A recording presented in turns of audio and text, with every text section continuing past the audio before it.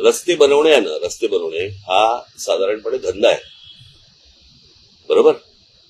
धंदा कशा अर्थाने बोलतोय मी, की टेंडर काढायची, रस्ते बांधायचे, हे खराब झालेच पाहिजेत.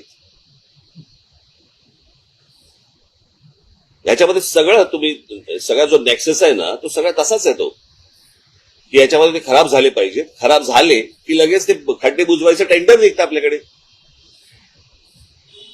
आपल्याकडे तो जो कोणी कॉन्ट्रॅक्टर असेल त्याला कुठच्याही प्रकारचं पनिशमेंट होत नाही.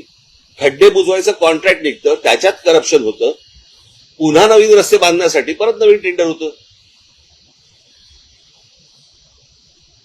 हे ज्या प्रकारचं जे चालू आहे, गेली अनेक वर्ष सुरू आहे ना,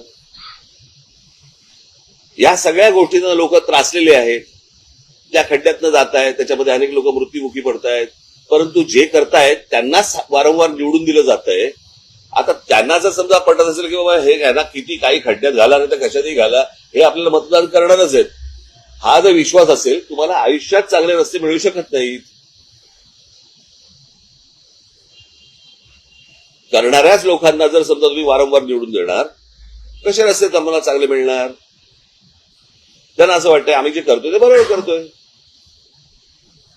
त्याच्यामुळे 400 खड्ड्यांचं काय घेऊन बसलात तुम्ही? आणि हा विषय फक्त मुंबईचा नाही आहे, हा सर्व शहरांचा विषय आहे.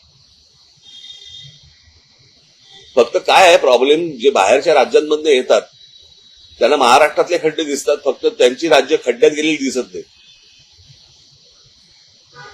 सारखं चॅनलवरती आपलं दाखवायचं की मुंबईमध्ये काय झालंय आणि महाराष्ट्रामध्ये काय झालंय, बाकीच्या राज्यांमध्ये काय झालंय ते एकदा बघा.